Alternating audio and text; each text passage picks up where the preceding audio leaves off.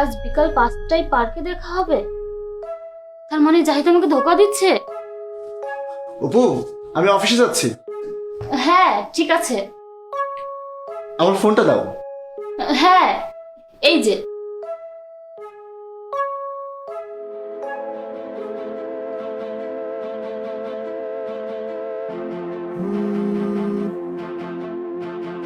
হ্যাঁ বেবি বলো। আরে তুমি কি জানো, আমি শুধু তাকে চিট করছি না, সেও আমাকে চিট করছে। তার মানে? মানে ওর ফোনে একটা মেয়ের মেসেজ এসেছিল যে বেবি আজ বিকাল 5টায় পার্কে দেখা হবে। কি? হ্যাঁ। আরে বাহ, এটা তো খুব ভালো কথা। কিভাবে? দেখো আমাদের প্ল্যান কি, ওর সম্পত্তির জন্য তুমি ওকে ডিভোর্স দিবে, আর এটা তো আমাদের জন্য অনেক বড় সুযোগ। তুমি কি বলতে চাচ্ছ, পরিষ্কার করে বলো তো। শোনো, তুমিও এক কাজ করো, আজ বিকেল 5টায় তুমিও পার্কে যাও, আর তাদেরকে হাতে নাতে ধরো, আর নাটক করো সে তোমাকে ধোকা দিচ্ছে। ডিভোর্সের জন্য বলো, তুমি স্ত্রী হিসেবে তার অর্ধেক সম্পত্তি পাবে, আর অর্ধেক সম্পত্তি পেলেই আমরা সেটেল হয়ে যাব। Good plan. হ্যাঁ, তারপরে আমি আসবো। ঠিক আছে। আচ্ছা তাহলে তুমি আমাকে ধোকা দিচ্ছ? তুমি তো আমাকে বাসা থেকে বলে আসলে তুমি অফিসে যাচ্ছ, আর এখানে পোশাক চেঞ্জ করে কতদিন ধরে চলছে এসব? অপু, তুমি এখানে কেন? আমি সকালে তোমার ফোনে মেসেজ দেখেছিলাম, তাই আমি ভাবলাম তোমাদেরকে হাতে নাতে ধরব। কিন্তু অপু। কোনো কিন্তু না, আমি আর তোমার সাথে থাকতে চাই না, আমি ডিভোর্স চাই। আমি তোমার উপর কেস করব, তারপর দেখো কি হয়। আচ্ছা, আমি তোমাকে ধোকা দিচ্ছি নাকি তুমি আমাকে ধোকা দিচ্ছ? মানে? মানে এইটা। এটা? হ্যাঁ এটা। কাল রাতে আমি তোমাদেরকে কথা বলতে দেখেছি।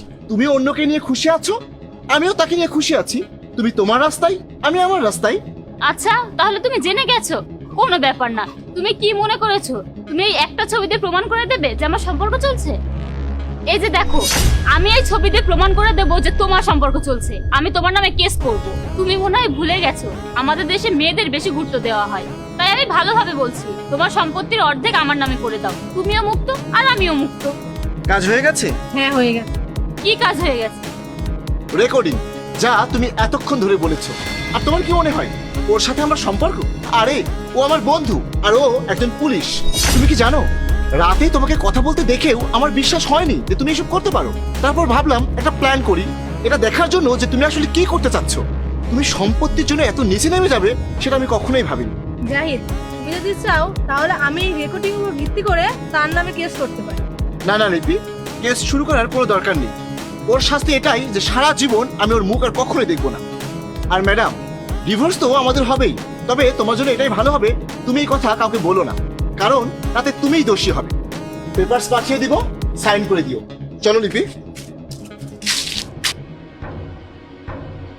কি হলো, কোথায় ওরা, আর কাজ হয়েছে? আর এই সব কিছু জাহিদের প্ল্যান ছিল। সে কাল আমাদের কথা বলতে দেখে ফেলেছে। আর ওই মেয়েটা ওর গার্লফ্রেন্ড না, ওটা ওর বন্ধু পুলিশ। ডিভোর্স তো আমাদের হয়ে যাবে, কিন্তু কোনো সম্পত্তি পাবো না। কি? তুমি আমার সাথে থাকবে তো? দেখো অপু, এইসবের মধ্যে পুলিশ চলে এসেছে, আর আমি কোনো পুলিশের চক্করে থাকতে চাই না। আর কথা হলো, তোমার কাছে এখন কানা করিও নেই, তো আমি এমন মেয়েকে বিয়ে করব কেন যার আগে বিয়ে হয়েছিল? আমি যাচ্ছি। তুহিন দাঁড়াও, যেও না তুহিন।